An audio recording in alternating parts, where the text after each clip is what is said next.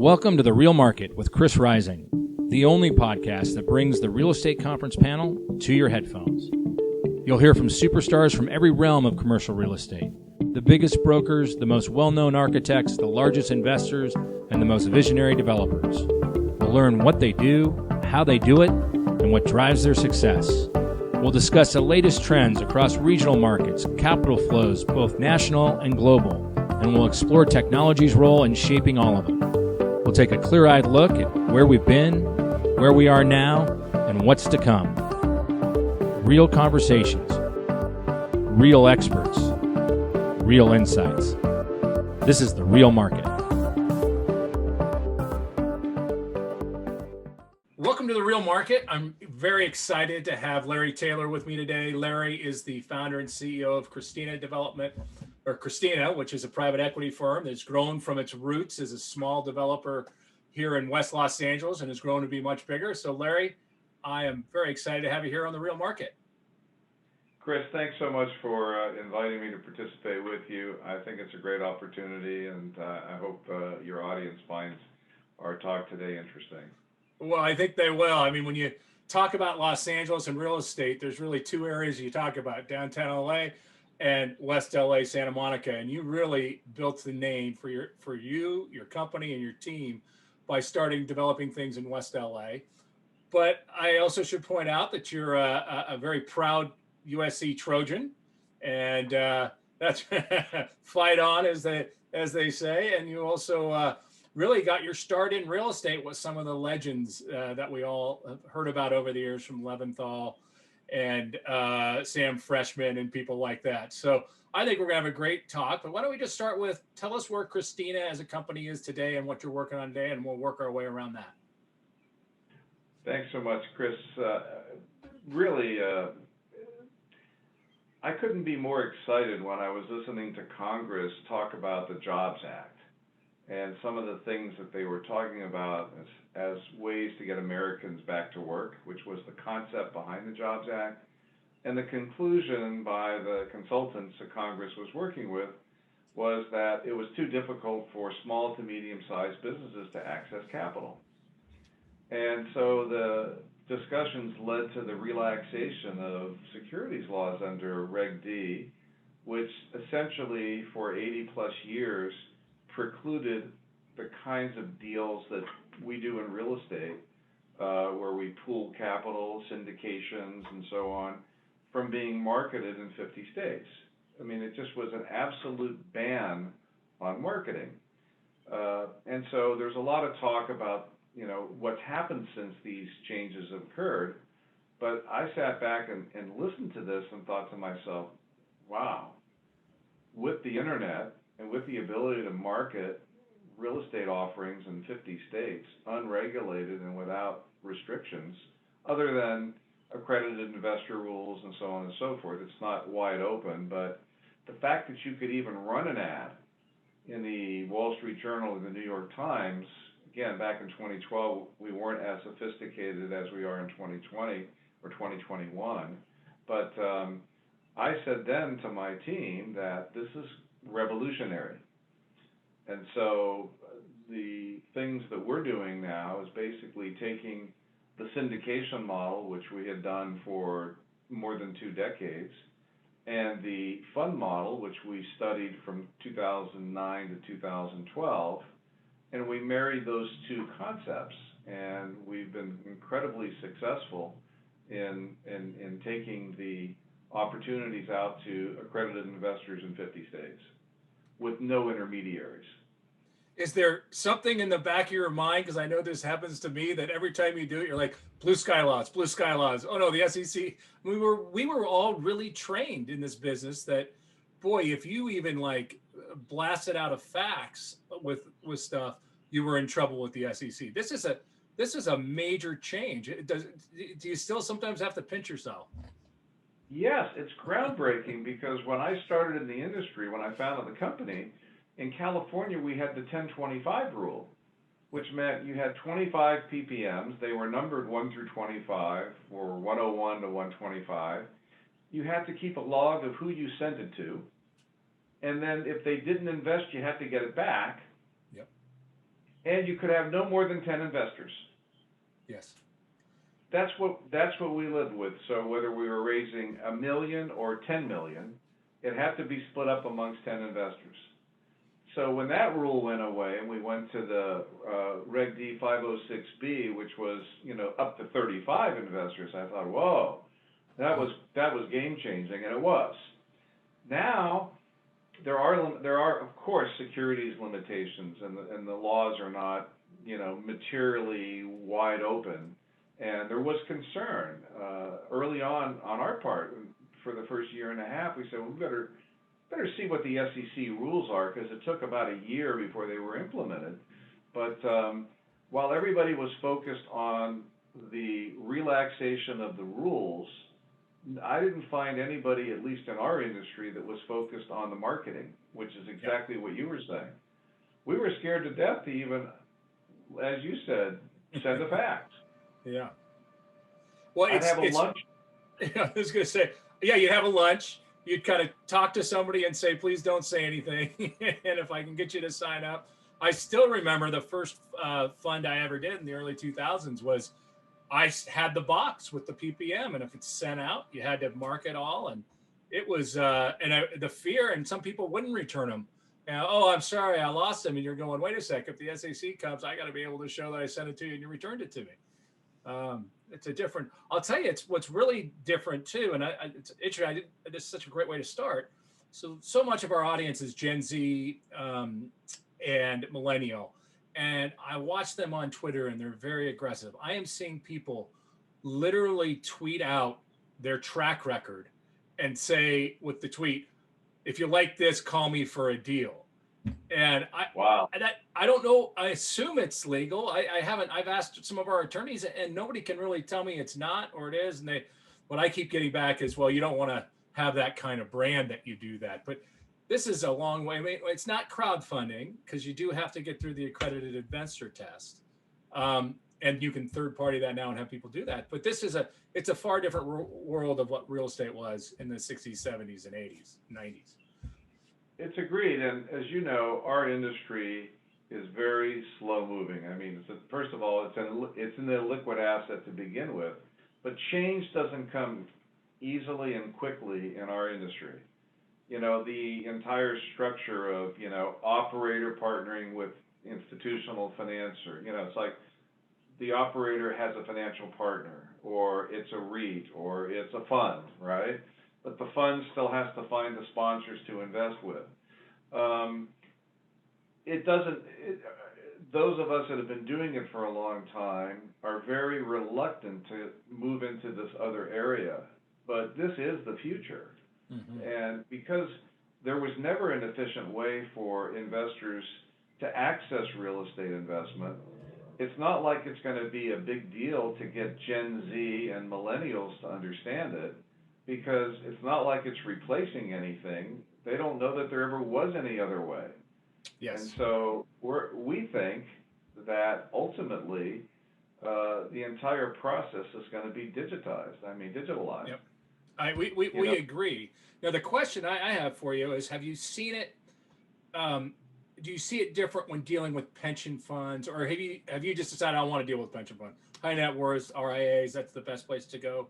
I heard Mark Ganji of the new CEO who's taken over for Tom Barrack of Colony say that they raised $6 billion this last year, all over Zoom. And they treated everything as an event. So if they wanted to tour, have their due diligence tour, they put GoPros on people's heads and did it. But that's the pension fund side of the world. My sense is you don't spend a lot of time going to CalPERS and asking them to invest in your funds. Who's your typical investor and how do you access them? Well, I am not discriminatory when it comes to capital. In other words, I don't really have any particular love or dislike of any source of capital. Money is money. The problem is that there are standard formulas in terms of fee structure, in terms of prefs, waterfalls, participations, governance issues that have been around for a long time. And those are things that I find are more repressive than they are progressive. And I have experience. Our firm has been partners with institutions. We have all sorts of pension funds and insurance companies as investors over time. But we have successfully been converting them to the model, which is the syndication model, where there's just no middle person. There's no how do I say this?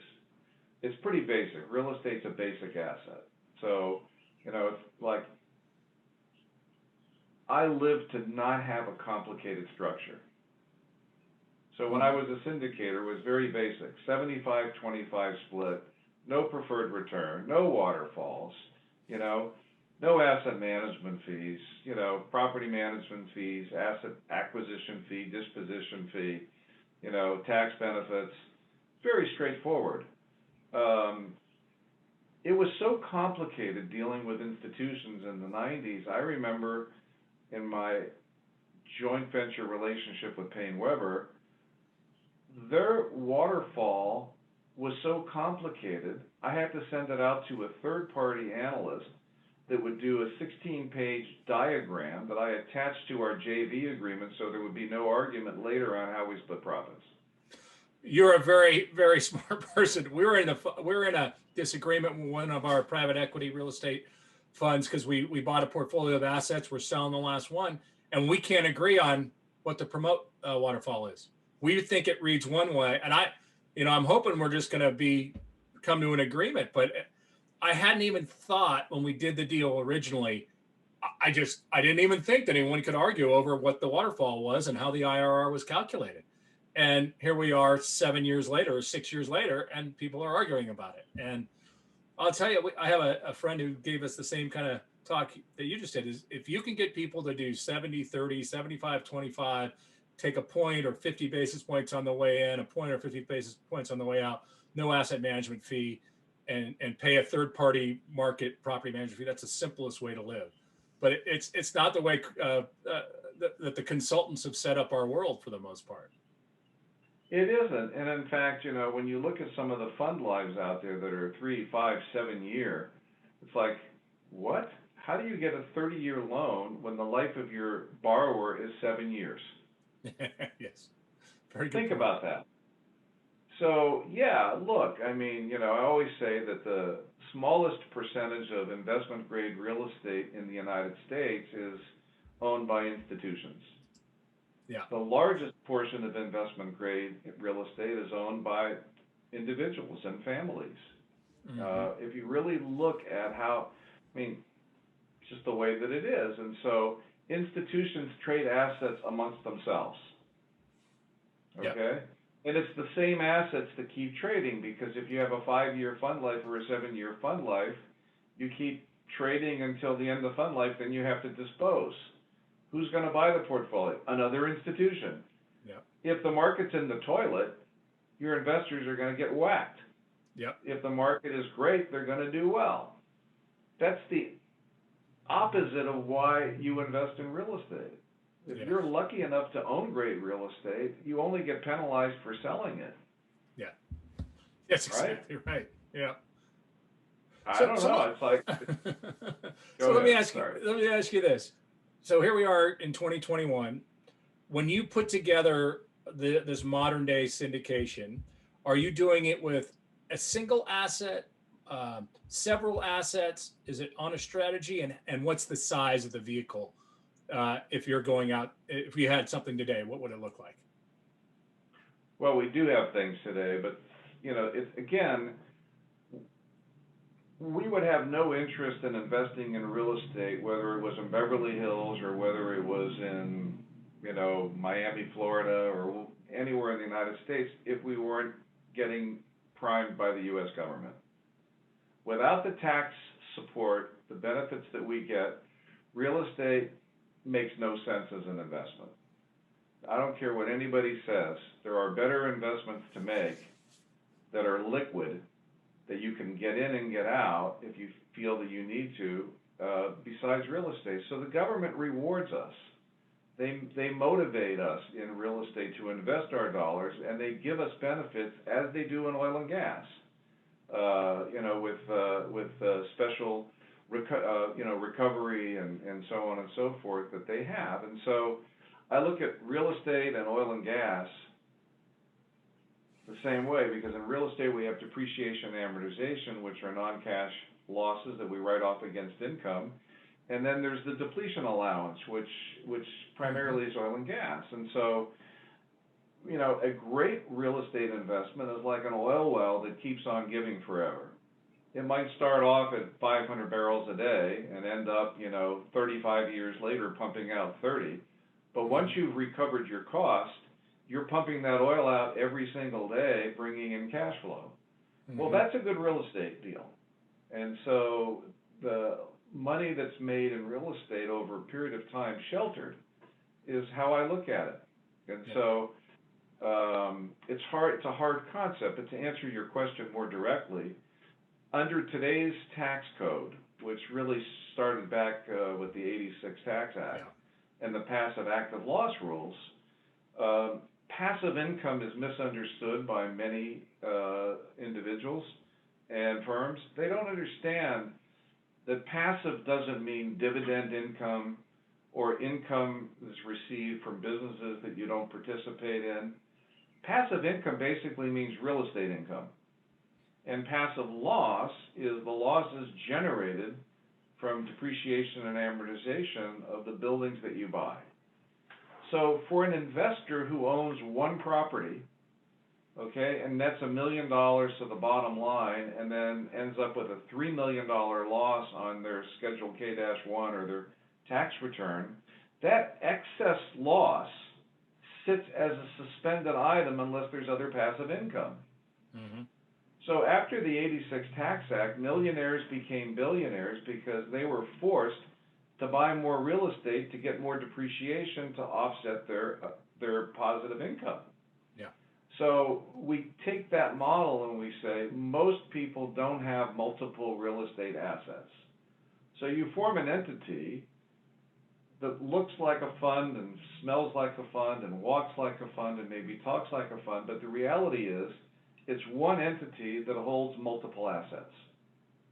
So now, in the early years, as you build a portfolio, you're accumulating massive amounts of losses because you're depreciating everything. Bonus depreciation, thanks to the 2017 Tax Act, accelerated depreciation, amortization, personal property write-offs. And so in the early years, you have massive amount of losses. These investors can't use those losses if they don't have outside passive income, which most people don't. So as the portfolio starts to mature and there's an exit, and let's say there's a $10 million gain, but you have $27 million in accumulated losses, there's no taxable income. Mm-hmm. Yeah. And so the strategy of Christina real estate investors is to say, look, don't buy 10% of one building, Mr. Investor. Buy 10% of an entity that owns 10 buildings. And allow those buildings to offset each other with respect to the after-tax treatment. And so, let's say you get to a point in year 7 where you've utilized all of your losses against whatever gains you've accumulated. Well, now you want to look at things and say, how can I monetize these assets without having to pay tax? And that's where you get into financing options. And, when I sit there and explain to very sophisticated investors that you could have invested $10 million or $25 million in a project, and you can take out $400 million over its 30-year life without ever paying tax, and they look at you with wide eyes saying, how is that possible? But it is possible. Yes, and so that, to me, is the essence of what real estate investment is all about. And this is what we've been really pioneering with our private equity offerings. So if you're offering a fund that has, you say it's going to have 10 assets in it, do you feel like you have to be specialized in that? Do you have to tell people these are going to be 10 office assets or 10 multifamily assets? And do you have to seed that fund with a couple, or can will your investors trust you and say, look, I'm raising a fund to buy 10 assets, fund 10% of the overall capital today, and I'll go use it to buy, or I'll call it when we get the deals. How do you do that? Well, I think we're fortunate that we have a 45-year track record of operating in the West Side region of Los Angeles. So we have hundreds of transactions that many of them audited back to 1993, where we have third-party review and analytical testing of our track record and results. And so we just simply say, look, this is what we've been doing for 45 years. This is what we're going to continue to do. If you want to know what the makeup of what this portfolio is going to look like, it's not going to be any different from what there was in the past. And what the past is that in real estate, from our perspective, location will never be more important are the most important aspects. So when you've got location right, and you get price right, and you have a good sponsor, you have a winning formula. Mm-hmm. So we're geographic specific and product agnostic.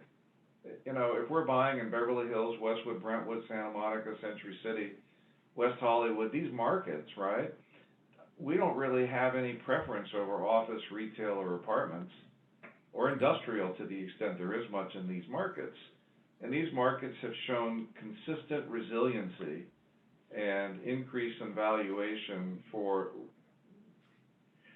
certainly since the early 70s when we first got invested. But the theory behind investing in the West Side, I'll have to hand it to Jerry Buss, who was teaching me the secrets of his real estate syndication business when it was Mariani Buss and Associates. And he said to me, look, Larry, I was 21 or 22, maybe 23 at the most. And he said, the most important thing about this business is you can never lose your investors' money. And I thought he was a really good guy. This guy really cares about his investors. He says, no, that's actually not what I'm talking about. He says, if you lose their money, you won't have any money to go to the next deal. Yeah. Yes. You just want to keep the capital. You know what I'm saying? You want to get them in, and you want to make money, and you want to have them go forward. But I said, how do you ensure that you don't lose money? He says, we only buy apartment buildings in Westwood and Brentwood. That's worked for Donald Sterling, too. Yeah. Oh, yeah. Yeah. Look, and when Jerry was buying the Lakers and the Kings and the Forum, he needed to sell buildings. And, again, that's the Larry Taylor of Christina second philosophy. Never buy real estate from someone that doesn't need to sell it. That's great. Well, let's keep going on that. When you started, you got out of SC, I think in the early 70s. Is that right? Graduate of 1975, class of 75. Terrific, class of 75. So you come out of school, you've got some mentors, Jerry Buss, you just mentioned, others. How did you start your company, and how did you look at it as the opportunity back then? Did you know enough to know that this was going to be a career at that point, or are you just putting your toe in the water? Well, as a young guy, I was introduced to a real estate broker who was explaining to me when my parents were looking to buy a home. They didn't have a lot of money. They were renting an apartment, and I thought they should buy a house. I was very young, 12 or 13 years old, and I met this real estate broker. He took me aside and he said, your parents should buy an apartment building. I said, I'm trying to get them out of an apartment. I want them to buy a house because all my friends have houses. And he says, well, look, you can buy an apartment building that has an owner's unit. And I go, what do you mean? And he goes, let me show you. And he took me around and he showed me some small apartment buildings in the West Side that had been built by developers that lived in their buildings. So he goes, here's how it works. You buy a 10-unit. One unit is the owner's unit. The other units are 1- and 2-bedroom apartments. They pay you rent, and you use that money to pay the loan that you used to buy the property. So I looked at the guy and I said, that cannot be. You mean that I borrow the money to buy the property, I get to live there, and the other people pay the loan back? And he said, yes. Well, I was sold from that day forward.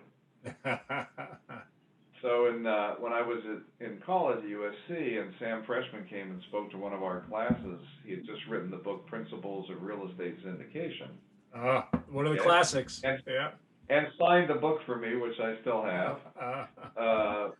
I didn't quite get the concept at that time, but it struck me as being unique.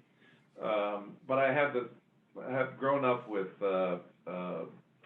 Ken Leventhal's nephew, Ross. We were fast friends when we were teenagers, and through that connection, I had met Ken and his family. And after a while, this whole mentoring thing was going on, and I had to go to work for Leventhal when I got out of USC.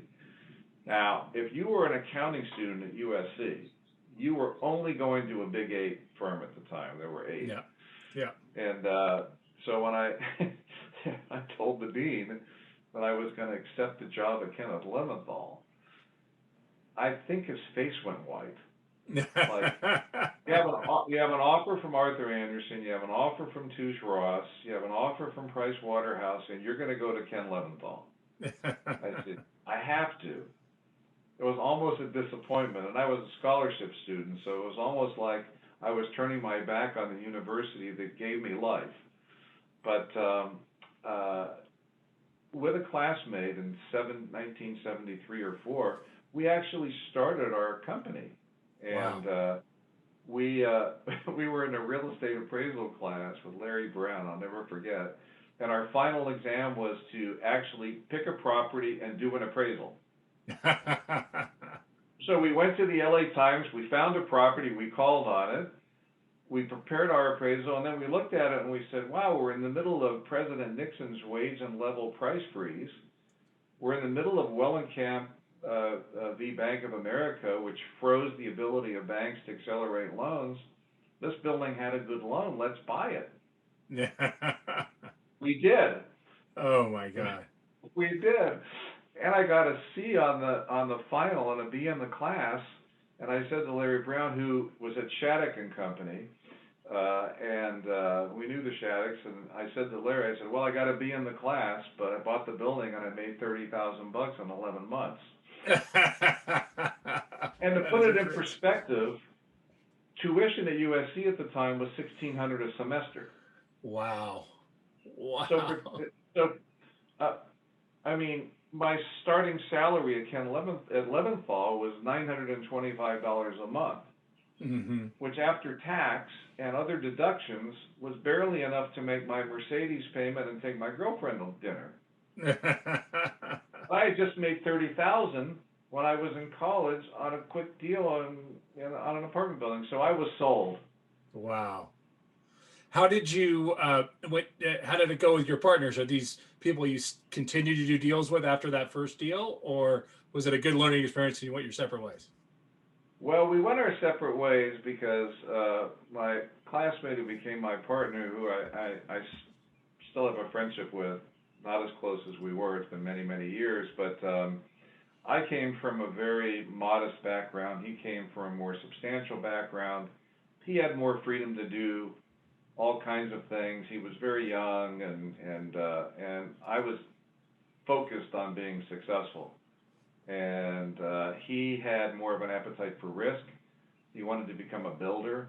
I just wanted to buy raw land, entitle it, and sell it to the next person to go build it and make my money without taking the risk. Again, think about the accounting background, right? Accountants are always looking to mitigate downside risk. Yes. And he had a real taste for going out and actually developing, and I thought, by that time, I had reestablished my relationship with Jerry. I had Sam buzzing in my ear, and Jerry Buss handed me his PPM. And it was like 5 pages typed with a staple in the upper left-hand corner, no pictures. Oh my goodness. And he said, here, follow this. And here's our partnership agreement, and here's our subscription documents. Go do it. And so I went out and I just said, we're not doing any more land deals. We're not going to do anything on our own. Because Jerry said to me, so how many apartment buildings are you buying in a year? I said, what are you talking about? One? One? He says, well, how do you do that? And I said, well, I have these two banks that really like me. I said, I got home savings.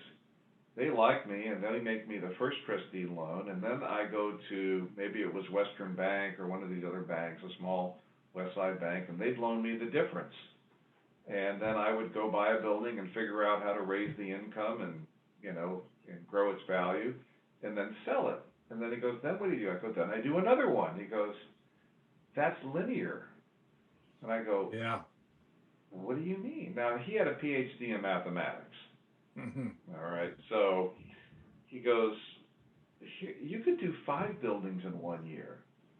I go, how? He goes, well, if you syndicate and you get 20% of the profits of 5 deals and you use the other guy's money, you'll own 1 building for free, 5 20s. Yep. If you do 10, you'll own 2 buildings for free. He goes, that's how it works. I was sold. Split up with my partner, and that was it. I never looked back. Well, let me ask you this, because one of the things that we talk about internally is, the issue with apartments and all is little dollars can become big dollars really quickly. So if you have 100 units and you're going to come in, you're going to replace 100 refrigerators. If you do the one wrong, you multiply that, it becomes a big problem. So how did you early on learn to control your costs so that if you underwrote going into buying an apartment building, you were always within the amount of capital which you thought you needed? Or are there some mistakes you made that might be interesting to talk about?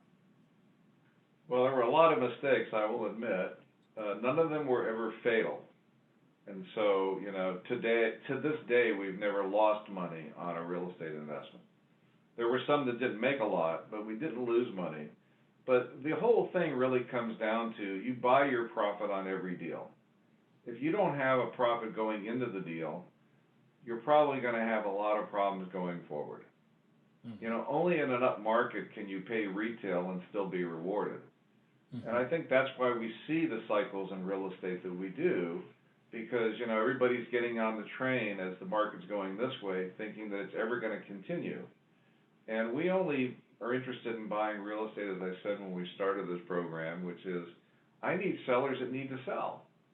I only look at deaths, divorces, bankruptcies, partnership disputes, and those are the only reasons that people really ever sell great real estate. And so the downside risk of over improving or under projecting your cap costs if you're going to do improvements can be easily softened if you actually bought right. Yes. And Makes that's sense. really what has been our saving grace, which is, and the truth is, again, getting back to that location thing, right? Where if you do spend money appropriately, okay, you're going to get higher rents. And I was criticized early in my career, actually throughout most of my career. I was criticized for paying too much. And then I was criticized for spending too much. Like when I got an award for a building 30 years ago from the AIA, but I hadn't built it yet, and my colleague said, "Oh, that's the kiss of death." If the AIA gives you an award, it's a building that can never be built economically. And I learned that from like Bill Pereira, who designed yes. Fox Plaza. And I used to visit with Bill in his office, and the model was sitting on the table, and I said, "Is that ever going to get built?" And he goes, "I don't think so." But it did get. It got built by Marvin Davis, who didn't know that there was downside risk. He already owned the land, built the building, and it was a huge success, as you know. It was pre-leased substantially to Fox, of course. But so I think that great location, great architecture, and properly done, you'll be rewarded. I paid the highest price, I had the best architects, and I got the highest rents and sold the properties for the highest amount. So I think that combination of really being able to understand value, which doesn't come easy to a lot of people. You can't teach that in college. You can teach all these underwriting techniques. I have a lot of younger MBAs that come to work for us, and they are able to run models like you wouldn't believe. I mean, it just turns me on to see all that. And then I look at the numbers and I go, you really think you're going to exit that property at $3,700 a foot in year 10? In Yeah. other words, there's Yes. why do we call it real estate? Get real. Yes. It Yes. doesn't make sense. But Well, I think about mistakes, just, touching on that, and it's like I remember buying this fantastic apartment building in Beverly Hills and going to Donald Sterling's CFO at the time and trying to picking her brain as to whether or not I should buy it and trying to get some of the rents because Sterling had the biggest portfolio, and I make the decision to buy it, and then I renovate the thing beautifully, and then I've got all these units to rent, and I can't rent them because they're all one bedrooms, and in Beverly Hills, people that want to rent apartments that are 2 and 3 bedrooms so they can send their kids to Beverly Hills schools. yes. Oh, wow. Never dawned on me that young people don't want to live in Beverly Hills, at that time. I don't know if it's changed materially, but Yeah. was a big mistake, but I successfully sold it to a well-known actor. Well, let me ask you, early on, did you see a difference between owning a multifamily versus office? The criticism, and office is something I've been in a long time, is when we lose a tenant, it's a big cost to bring in a new tenant. Whereas with apartments and industrial, there's much less of a cost. Did you ever view that as a reason not to do office, or how do you look at that issue? Oh, I have a simple answer to that. Back in the early days of Douglas Emmett, I'd have these long discussions with Jack Douglas and a few of the other people there, Ken Panzer, and I'd say, gosh, you guys, there's no money in this office building business. I said, your revenue is screwed. You got to pay commissions going in, tenant improvements, free rent. I mean, it's crazy. And I never liked it from that perspective, unless you bought it right and you had the best of the best. And so in the early days, the first real estate investments that Douglas Emmett made were apartments.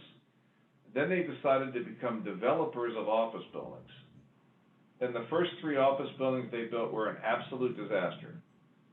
One of which was the Tokoloma swimming school on Little Santa Monica Boulevard that was a disaster. So I said, see, you guys, you learned your lesson, right? But as things matured and the company grew, and Dan Emmett's focus was, he said to me one day, I'm going to buy every single office building in Brentwood. And I'm only going to buy the best ones, and I'm going to control the market. And I think that there was some substance to that, but the money in high-rise, or, what I say Class A office, seems to be made on the trade rather than the operation of it. Yeah, that makes sense. And I think that, but Bob Held's dad, the guy that I'd met early on, and the high-rise in Century City that he's built and owned forever, is the family's cash cow. Yeah. And so, it just depends what your strategy is. If it's a long enough term hold and you're in right, it can be fine. But as an operating model, I think it leaves a lot to be desired. It does, and we're going through an interesting change. I mean, a real marked change in how people work, and it'll be interesting to see what the role office plays going forward. From our experience, Class A tends to do well. We've done well with all of our Class A, and all of our value add, need to do leasing buildings, or we're struggling with those. We'll get through them, but we own One Cal Plaza, and guess what? Those tenants pay their rent, and we're actually doing leasing in that building because I think there is the view that office will play a role. But boy, you start to look at what you have to spend compared to what we're spending on our industrial platform or our multifamily. I mean, it's not even night and day. It's like 2 different years. it's I know, so different. But those projects like Cal Plaza, those are such high quality, very, very, they're trophy assets. And so, as I said, the combination of location and quality and architecture and management and sponsor, if you build the best, you'll attract the best. And those will always have value. And so, but what we did on office on the west side, which was not high rise essentially. I mean, there's no real material high rise market except outside of Century City and maybe somewhat in the west side, some of the Bren stuff and some of the stuff along in the Westwood area. But the office buildings that we would buy would be from 10 to 40,000 square feet that we could operate efficiently without a lot of overhead costs and without a lot of tenant turnover, that we could sell someday to an owner. Yeah. So we would hold them as an investment. We did very, very well on the operational side, and then we would sell them to users, and users would pay a premium. Yes, they will. Yeah. Yeah. And I think today, post-COVID, right, is that the theory of going to work and going up in an elevator and then being in this glass tube without windows and sharing the air conditioning and all of that with people, I think that's going to be challenging going forward because this is a once in a 100-year pandemic. And so I think that where we're going with it, and we've started to do this a little bit, is to start buying up these smaller buildings again and leasing them out to firms that don't want to be in the high rise. They don't want to share space. They don't want to share bathrooms. They don't want to be in an elevator with anybody else. If you can give them their own building with windows that open and their own parking, I think there's a premium to be had on that. Yes. And I think that's going to be more representative going forward. As far as high rise, I think that, if you can section off spaces, if you can ventilate them properly, if you can create more defined spaces that are less shared, I think that's going to have a material benefit. Well, like One Cow and some of our other projects, we have a building app that is totally interactive. You never have to touch anything. It knows when you're there. It only allows a certain amount of people into the elevator going to your floors. We're now upgrading it to show air quality, showing about how much outside air we bring in, because we have to address all of these things. Because I agree, to get a law firm of 100,000 square feet to come back on a consistent basis, its people need to be able to do that. They also need to be able to work outside in a convenient area, and this indoor outdoor is really big. So but I also, until we get through the pandemic, until people feel safe, I just don't think we know exactly how the office market's going to go. One of the other areas that you're very involved is going to switch over a little bit, because you built a big reputation on retail, and you have a strong understanding of the retail market. That has obviously changed dramatically, even pre-COVID. What's your view of retails on the West Side? I have been a fan of acquiring street retail because, again, if it's out of favor, it catches my attention. Because that means I'm going to be able to acquire, where people aren't looking and not overpaying for real estate. Fact is that street retail has been around almost since the existence of humanity. I mean, people want to be out, and it's just never going to go away. And I wrote an article on this a couple of years ago for Investor Advisor magazine, and it was like, people want to be entertained while they shop. They want to shop while they're being entertained. They want to be out, and they want to see and touch and feel things. That will never go away. And so, that speaks volumes for, more of an outdoor shopping mall like Rick Caruso's projects. But it's the street retail that's even more is always going to be in demand. It will be even more in demand. It's just that Los Angeles has very few pedestrian-oriented retail streets. But I think that is never going to go out of fashion. And so I'm very, very focused on that. We are, as a firm, very focused on that. And let's face it, there's a lot of boarded up storefronts. Yes. Yeah. I look at that as opportunity more than a negative. Well, can you talk a little bit about having started your business in the 70s and seeing what happened in Santa Monica along Montana, where I know you've had great expertise, and then what happened over on 3rd Street Promenade as well. Can you talk about how those areas develop for retail and why you think that that's really still going to be important? Well, yes, and it's so interesting because when we started investing on Montana Avenue in the early 80s, there was a huge push to invest on the 3rd Street Promenade. The problem on the 3rd Street Promenade at the time was that owners who were interested in selling wanted prices that were based upon what it might look like in the future. So they were pricing in this material growth, whereas on Montana Avenue, which was basically neighborhood serving retail, but where people would come from other areas just to be able to park on 7th and walk up to 16th and back, I saw that as, again, I was only interested in upscale, affluent, neighborhood serving types of locations, prime. But the Promenade had parking. The Promenade still had Frank Gehry Santa Monica Place at the time. And the Promenade had movie theaters, and movie theaters drew restaurants, and movie theaters and restaurants drew people, and people are actually what drew retail. And so, you know, rents on Third Street Promenade were hitting $25 a foot per month, whereas Montana never went beyond $7. We started at $1 and took it up to $7 before we sold our portfolio to John Anderson.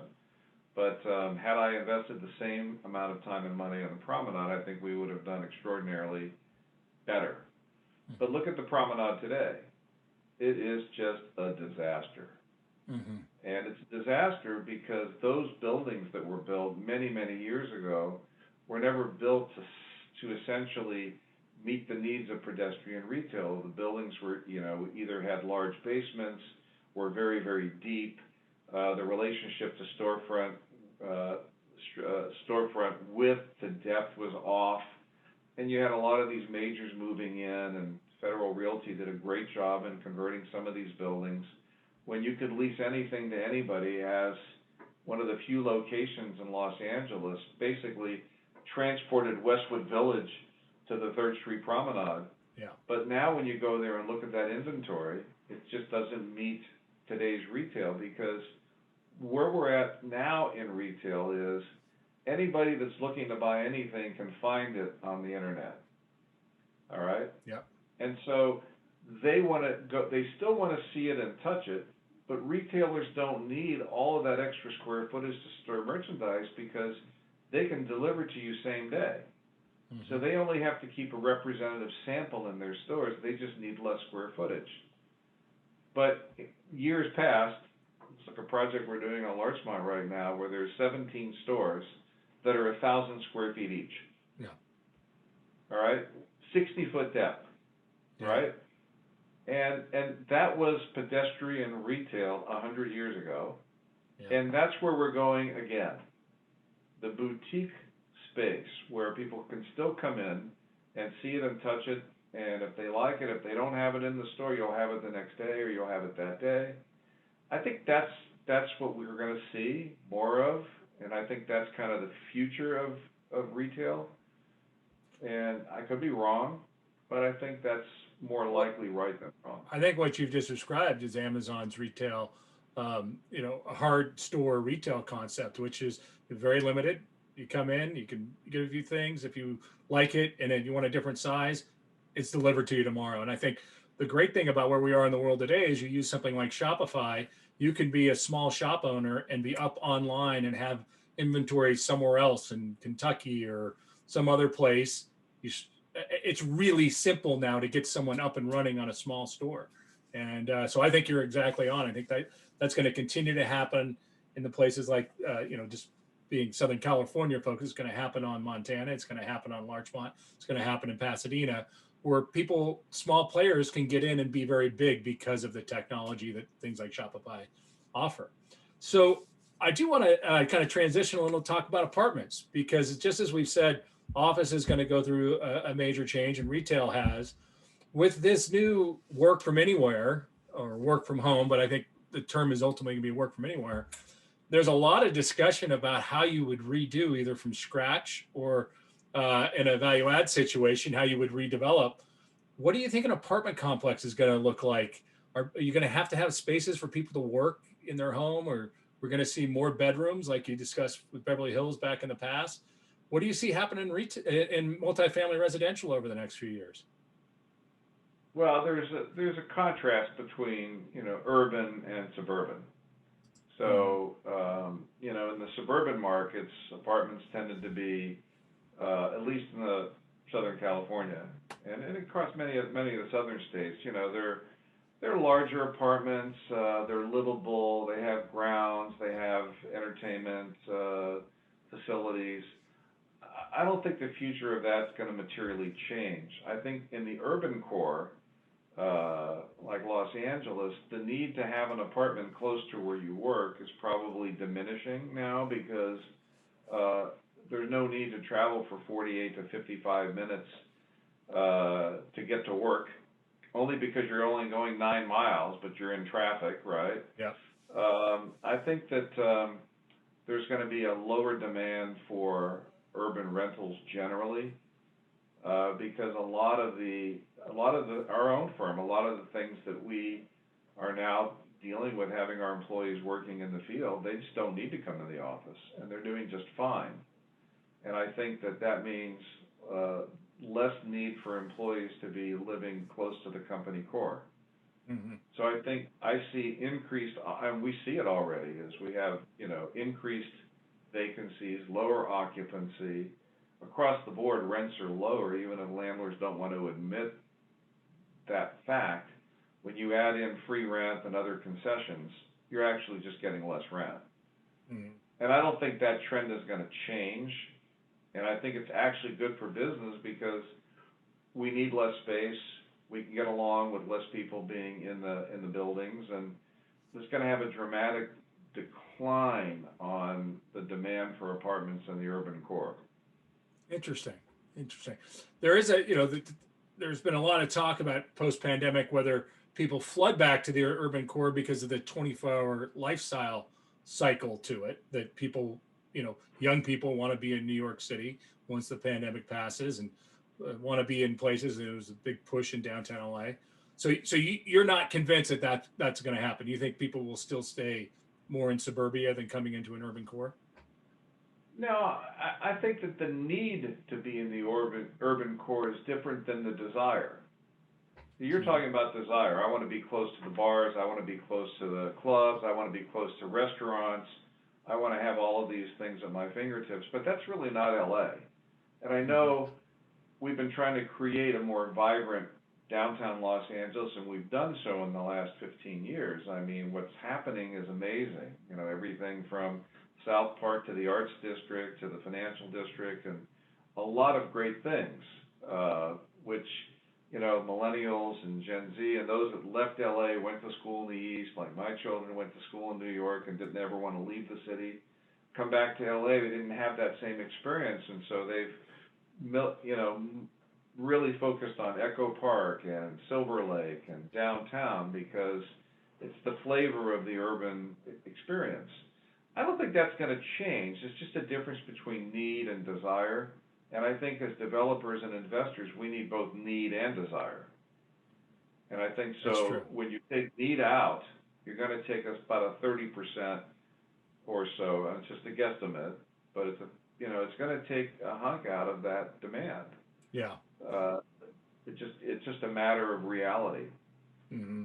Well, maybe that'll help solve some of our housing then, because the rents will drop. I've certainly seen that in downtown LA. The rents have dropped precipitously in the last year, and maybe that'll make it a little more affordable. But I won't hold out too much hope for affordability in Southern California. But well, I do think you're right, though. I think that with price adjustment, again, when rents get up to $2,800 to $3,200 for a one-bedroom apartment in downtown, admittedly, it might be in a new glass tower with a concierge, but if you can live at the beach for $2,600, okay, you're just going to move because, people don't jones to live downtown LA in a glass tower.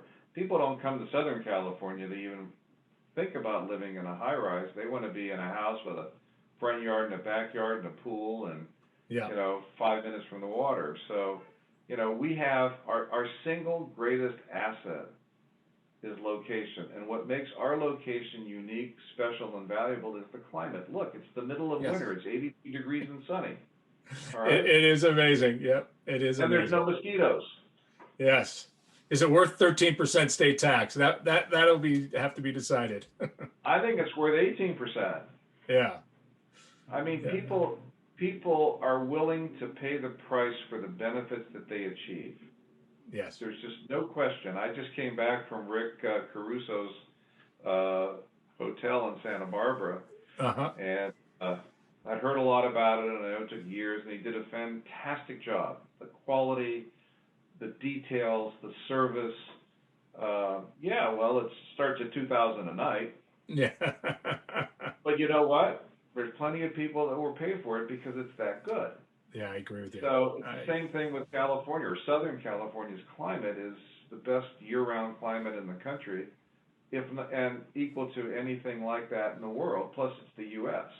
Mm-hmm. So, you know, for a lot of reasons, California is never going to price people out despite the headlines. Well, we agree. I agree with you too. And I get a lot of pushback.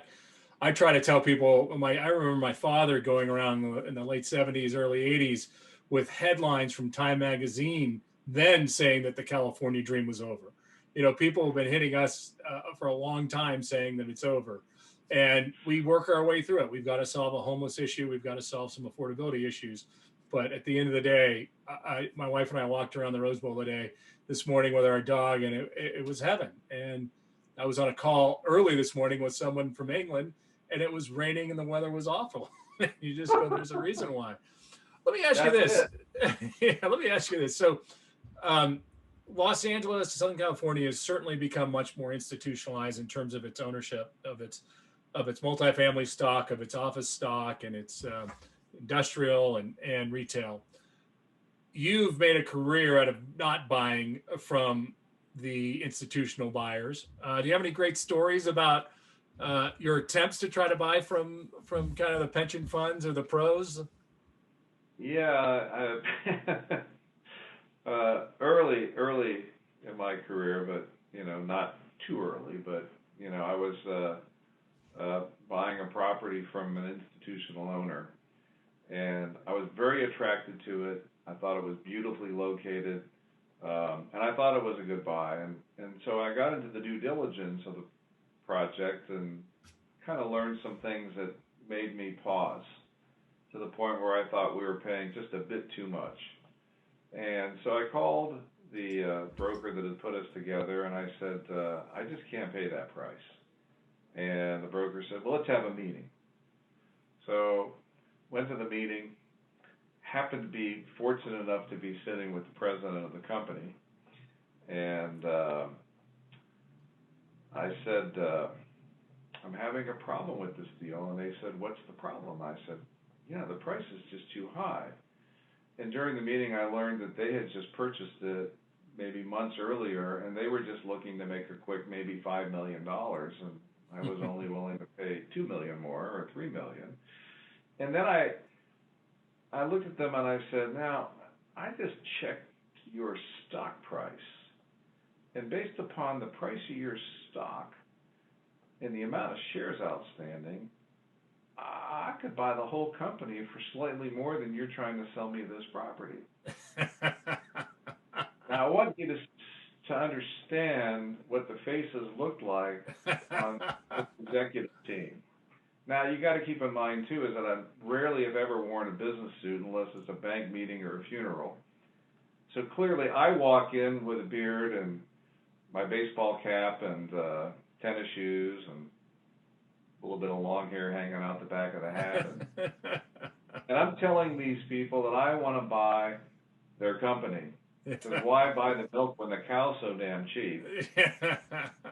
But after we got past that and I totally pissed them off, they said, so do you want to buy it or not? And I said, I can't buy from pros. You guys are too smart. I can only buy from schmoes. That line has followed me for the last 30 years. That's a great line. Whenever I see these guys, it's like, oh my God, the schmo thing. Yes. But the reality is that if you want to make a good buy on something, do you really want to buy it from somebody that knows every single aspect of why it has value and why they're going to extract every single penny? Yeah. Or do you want to buy it from someone that needs to sell it for a particular reason, or maybe doesn't see what you see? Yeah. There's a. I think it's a great line. It's a great line. It's a very true one. Very true. It's our biggest success in our career, in my career, has been buying from people, as you said, who had a reason to sell that wasn't because they were looking to harvest profit. They had a reason to sell strategically that made sense that they had to. And that's the one thing about these funds out there is sometimes it is good to buy from a fund, because if they're facing the end of their fund life and they don't have any capital to put back in it, that's probably a good person to buy from. So I agree with that. Let me just kind of, I could do this for hours, but we got to keep it so our audience can do their jog and or watch it simply. But I want to just circle back to, you started in a place that was just really important, talking about the benefits, the tax benefits of owning real estate, and we talked about how you get out in front of people since the CARES Act, or the Jobs Act of 2012. Um, how do you see technology having changed you in your business and how you work in your business? Do you find that it's easier to work today than it was 15, 20, 30 years ago because technology has made your life easier, or less so? I wouldn't call it easy, as I would call it much more efficient to be able to do more with less effort. Okay, but easier would mean that there's less stress involved in what we do in this business, and as you know, Chris, Yeah. it's never that easy.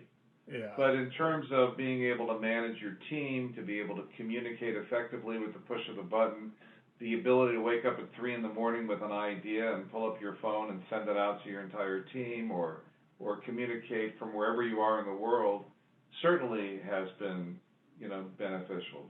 Now, with respect to the technology that we have, and the willingness of the LA County Recorder to accept documents electronically, so we don't run messengers down to the recorder's office at 8 a.m. and being able to more effectively in Southern California use gap closings, which is more likely in New York, right, where the title company declares the deal closed, and you don't have to wait for money to change hands and evidence of recordations. We scan everything today, whereas we don't need messengers, so the speed with which we can get things done has materially changed, and also the way we collect money and pay bills, which is completely electronic. Yeah. So there's a tremendous amount of efficiency brought on by technology, and I think that same technology is going to translate into how people invest in real estate. Yes. Yeah, I agree. Let me ask you this. Do you think we're far away from having notaries go electronically and not having to do wet signatures? Do you think that's going to just be at the pace of whenever government upgrades to Microsoft 10 or something? No, I think we're probably about a year away before we just notarize electronically. Yeah. Right now, you can provide your credentials to a certified notary, and the certified notary can attest to it, and it's all done electronically. Mm-hmm. It is now, but it's not quite there yet consistently. Yeah. But just the fact that we don't need original documents right now to record, yes, is groundbreaking. I just closed a materially significant loan, Freddie Mac deal, and everything was done electronically. Yes. Everything. I never saw anybody, never did a hard signature. All the original documents are still here somewhere. Mm-hmm. So, I mean, yeah, technology is going to, essentially allow us to grow our footprint and grow it faster. Yeah. And really benefit from the efficiency. So I think that it's a game changer for an industry that moves and changes very slowly. Yeah, I agree with you, and we pride ourselves on that too. It does take away some of the things that I remember growing up in the business that had a lot of pomp and circumstance to, when you signed a deal 15, 20 years ago, I would say even best in the 80s and 90s, there was everybody got into a room, there were pens, and I still love when Ruth Galander said to my father when he got Playa Vista approved, she said that EIR better be bulletproof. And so he brought her into the room, and there was 18 binders next to each other, stacked to the side. My dad said, "There you go, Ruth. That's bulletproof. You can't shoot a bullet through it." So some of those things, the next generations will miss. Yeah, the closings were always a big deal, and now a closing is like a no big deal. Yeah. Because we don't have that. But it's change. And I think that just like you and I are having this discussion, almost as if we were together in the same room, Yeah. We didn't have that capacity, a few years ago. And today when we talk to our kids on the phone, it's always FaceTime now, so Yeah. we see them when we're talking to them. It's almost like watching Dick Tracy or the Jetsons, when I was growing up. It's like, That's right. could that be possible? I mean, but we live in an era where, rocket technology is changing and private enterprise is, Yes. going up to outer space. So it's a material change in an industry that is real reluctant to change. That's very true. Yeah. It's going to takes time, but the pandemic, if anything, has accelerated the need for technology. So let me ask. I was going to ask you this because I think one of the things I found with my podcast and what people have really appreciated is that there are young people out there that don't have the kind of mentor relationships that we had, that just the world is different. You don't get invited as a young person to go to a business dinner the way you used to, or just be a fly on a wall in a meeting. So if a younger person say they're just out of college in their early 20s, Larry, came to you and just said, hey, I could use some real advice. Real estate sounds like a good business to be in. What should I do? How do I get into real estate in 2021? What would be your advice to them? It's always the same. Do what you love, not what your parents tell you to do. And if you feel that you have a natural talent, if you feel that you have this calling, right, then do everything you can to absorb as much knowledge about it as possible and seek out opportunities that will allow you to express and understand and follow what's in here, not what's up here. Because at the end of the day, you can make all the money in the world and be successful in something that you hate, and you will end up not being happy. And you'll never be quite as successful as you will be by doing what you love and being happy, because that will force you to want to do more because you're enjoying it. And, our industry, as you know, Chris, from being in it a lifetime and a family that's been in a lifetime, it's broad. There's so many areas in this industry that you can grow in, whether it's on the finance side, development, construction, syndication, securities, funds. I mean, it's endless. Yeah. And if there's a calling, but there has to be a calling. I think all of us as humans are born with certain attributes and certain capabilities and talents. It's like search within to find that, which is a calling, and go for that. Because I have had lots of situations where I've had people come aboard here at the firm and they think they want to do it, they think they understand it, but they don't have it. And, you just have to follow that. So my advice is listen to your inner self, because you have to love what you do, or you're going to not be successful, or you will be successful, but you'll be unhappy. Yeah. And it's all very good advice. I'll finish with this. So this is a tough time we're living through. We had the events of January 6th in Washington, D.C. We were still at the height of a pandemic, and we're having a tough time getting vaccines out. And I've seen a lot of things in the paper, the international press, saying that we are headed to a very, very difficult recession. And that's going to be very painful. And there's a lot of unknowns about real estate itself. With that as a backdrop, which isn't a very fun backdrop to give you, where do you think we're going to be in the next year or two in the real estate business? And are you optimistic, pessimistic? Not quite sure. What do you think? Well, I'm optimistic from an acquisition perspective. I'm pessimistic about where values are going with respect to generally across the board, because with the decline in rental income, and there's a certain decline in values, and I think that right now it's extend and pretend, if you remember that line from years ago. Now it's extend and pretend again. You've got so much in the delinquent pipeline that the feds have said to the banks, look the other way, and you've got all of these tenants that haven't paid rent that we can't evict, we can't pursue. I think all of this is piling up. Yeah. And I think it's going to get darker before the light. I don't know what the extent of the federal government is to continue to essentially print money. Certainly for those of us that have seasoned portfolios and sufficient liquidity, we're benefiting. We're borrowing at, rates that were never dreamed of. I'm borrowing in the twos, and I used to borrow at one time at 24%. Yeah. And that wasn't the kneecap lender. That was the bank at prime at 21.5. Yes. So, we need inflation because we're never going to be able to pay back. So yes, that argues to be in assets that will appreciate, with inflation. On the other hand, we are stopped from that because of the other fiscal and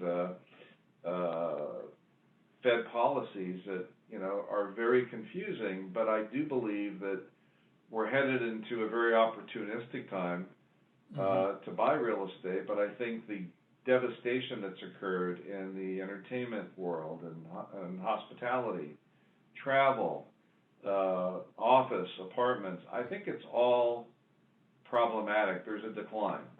Yeah. And we're just not seeing it yet because we're wrapped up in a lot of other things. Look, I'm not hoping for that, but I think the reality has to be dealt with. When you look at the delinquencies and you look at the CMBS, maturities and the number of workouts and the number of servicing agreements that are being extended. Empty hotels don't pay mortgages. Empty office buildings don't pay mortgages. Apartment buildings, when my colleagues report 93% collection or 95% collection, they're not telling you that's based on a 74% occupancy. Yeah. Yep. You're right. Yeah, I'm 30% vacant, but on the 70% that's there, I'm collecting 93%. So I always say, I look at things with my eyes wide open. I read everything and examine everything, and what I see on the landscape is troubling. Yeah, I agree. I just don't know when we're going to get clarity on the eviction issue. I mean, our system is set up, as hard as it may be, that if someone can't pay rent, you can evict them and you can bring in someone new. There's just no clarity. Things just keep getting kicked. We're going to prevent evictions. We have an office deal that we've got. It's space that can't be released because there's still tenants in it who haven't paid rent since March. I don't know how we deal with that. I mean, fortunately, we have a lender who's working with us. We're all on the same page. But at some point, the lender is going to say, music stop. And so I hopefully we'll see something out of Washington in the first month or two that starts to deal with this. But until people feel safe, I just don't think we're going to know where we're going to end up, other than there'll be opportunities. I'm actually optimistic about the vaccine. Yeah. I think that's going to make a material difference. The more that it's rolled out, the more people are vaccinated. Plus, with more and more people getting infected, there's conceptually there's a herd immunity, although there's controversy over how long that immunity lasts. But I think, science and technology has been incredible to develop this RNA-based vaccine, which is the injection of these essentially live virus. Never been done before, but it is working, and I think it's very promising. And I actually think that we have a good chance of having a recovery. But once we start to recover, we're going to see all of the, basic destruction that's occurred economically. And it's concerning on the one hand, and it's opportunistic on the other. Yeah. So, it's a somewhat of like the scales of justice, law and equity, right? Bad on your existing portfolio, good on what you're acquiring. Maybe it'll balance itself out. But there will be opportunities. And again, maybe we are over-hoteled, and maybe hotels will be converted to something else. Yeah. Maybe it'll become more senior housing, which we need as the population matures. There's a great potential for conversion of that, and maybe we are over retailed. So what's going to happen to those shopping malls that people aren't going to use anymore? Yeah. Look at West Side Pavilion. It's going to become a 550,000 square foot Google campus. Yes. Now, will they need all that square footage now that the world has changed? I don't know, but at least the shopping center didn't get demolished. Yes. Right. Well, I think the dirty little secret on the tech company is what I've heard from two major they're already telling their people now with the vaccine, we will expect that you're going to live near where you work. You don't get to work. Yeah, they're already saying, maybe the work hours and during the week are different, but they're not going to pay an LA salary to someone living in Boise. And they're starting to get very clear about that now.